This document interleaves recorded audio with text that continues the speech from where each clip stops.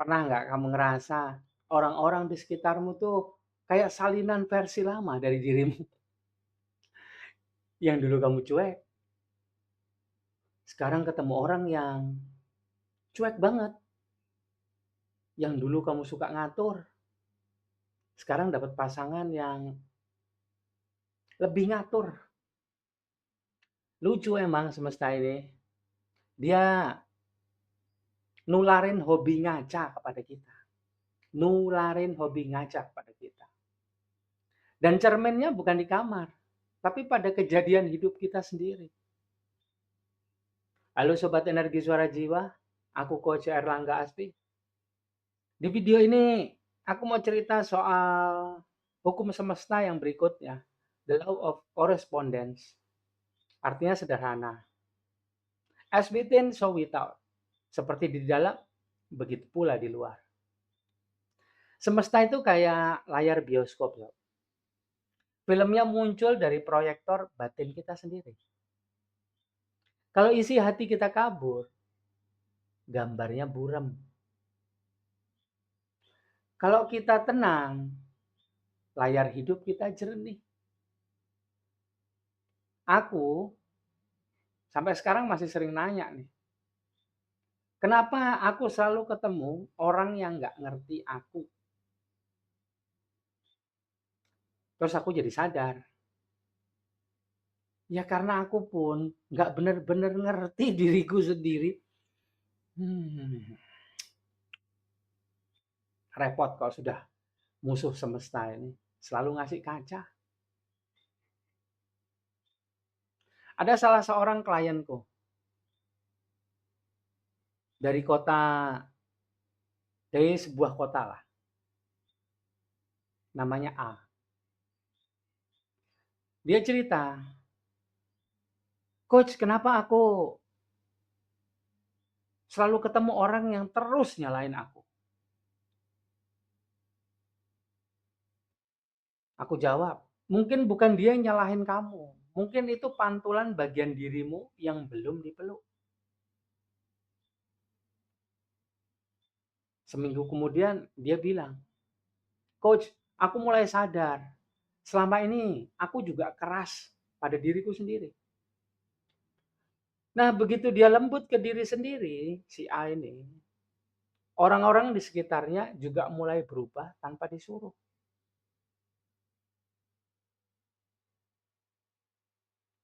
Begitu juga seseorang di Jakarta. Ikut program udah lama nih. Dia bilang, Coach, kok tiap kerjaan selalu ketemu bos yang nuntut banget ya? Nah, aku jawab, karena kamu juga nuntut banget sama dirimu sendiri. Begitu dia belajar bernafas dulu sebelum kerja. Ingat bernafas dulu sebelum kerja. Nah, sebelumnya apa dia nggak ingat? Mungkin dia tahu dia bernafas, tapi belum pernah sadar. Nah, begitu sadar nafas, masuk jiwa tenang, sadari nafas, terus berangkat kerja, deadline-nya nggak seserem biasanya. Kadang bukan dunia luar yang kasar. Kita aja getarannya yang masih nolak.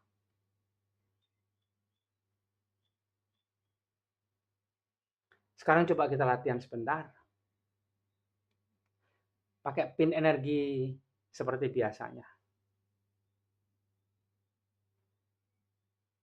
Kita tuning frekuensi di intuisi. Fokus ke ajna.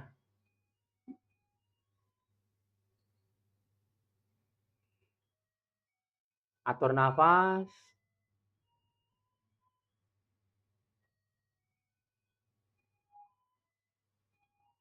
Ntar ya, biar S-nya lewat dulu.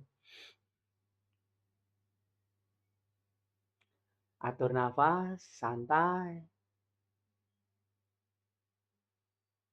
Biarkan nafas ngalir apa adanya.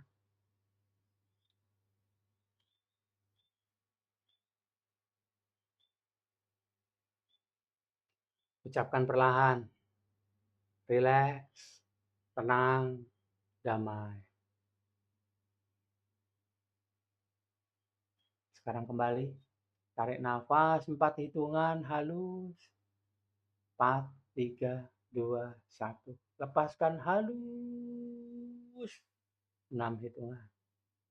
6, 5, 4, 3, 2, 1, 0. Bayangkan titik cahaya biru indigo di tengah dahi.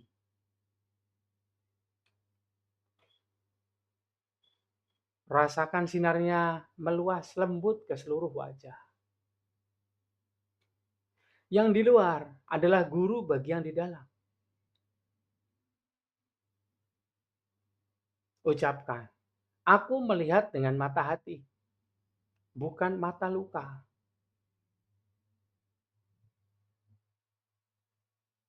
Saat getaran pikiran mulai pelan, kamu mulai bisa melihat sebelum melihat. Dan di sanalah ada sesuatu hal penting. Biarkan mengalir. Dengarkan cerita berikut ini. Banyak orang kebalik, pengen percaya dulu baru sadar. Padahal kalau kita belum sadar, yang kita percaya seringnya cuma versi ego kita sendiri. Sadari dulu, percaya kemudian. Itu artinya, kenali dulu apa yang kita rasakan, baru pilih apa yang pantas dipercaya. Sadari nafasmu sebelum kamu percaya pada pikiranmu. Sadari getaran tubuhmu sebelum kita percaya pada omongan orang. Sadari dirimu sebelum kamu percaya pada arah luar. Kalimat ini bukan slogan, ini frekuensi hidup. Karena begitu kamu sadar, percaya bukan lagi buta, tapi berakar di cahaya jiwa kita sendiri. Yang dinyalakan oleh percikan cahaya Tuhan atau ruh wakil dari Sang Pencipta yang ada di dalam diri ini.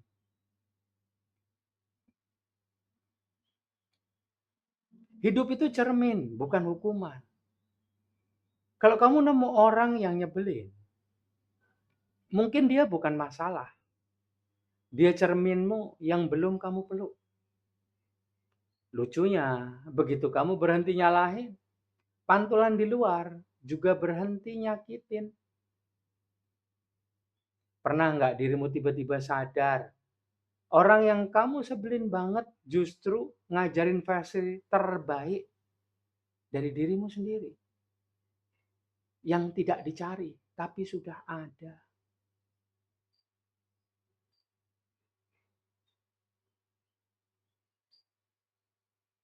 Nah, di video sebelumnya kita belajar law of vibration. The law of vibration. Semua hal itu memancarkan frekuensi. Nah, di the law of correspondence, ini adalah kelanjutannya. Frekuensi itu memantul kembali dalam bentuk orang dan peristiwa. Di video berikutnya, kita masuk ke the law of polarity. Gimana cara memahami rasa pahit sebagai pintu ke syukur yang lebih tinggi. Lucunya, semesta itu punya selera humor tinggi. Begitu kamu bilang, aku pengen sabar. Semestanya langsung kasih ujian. Antre di bank yang AC-nya rusak. Kamu bilang, aku pengen pasangan lembut. Semesta ngasih orang keras, biar kamu belajar lembut dulu. Begitu kamu bilang, aku pengen dikelilingi orang-orang yang tenang. Semesta kirim orang yang berdrama. Biar, biar kamu ingat, ketenangan itu bukan situasi ternyata. Tapi keputusan. Jadi kalau kamu ngerasa dunia nyebelin, mungkin bukan karena salah channel. Tapi karena kamu belum ganti frekuensi dalammu. Coba sekarang pejamkan lagi matanya sebentar. Biarkan nafas mengalir apa adanya. Ucapkan rileks, tenang, damai.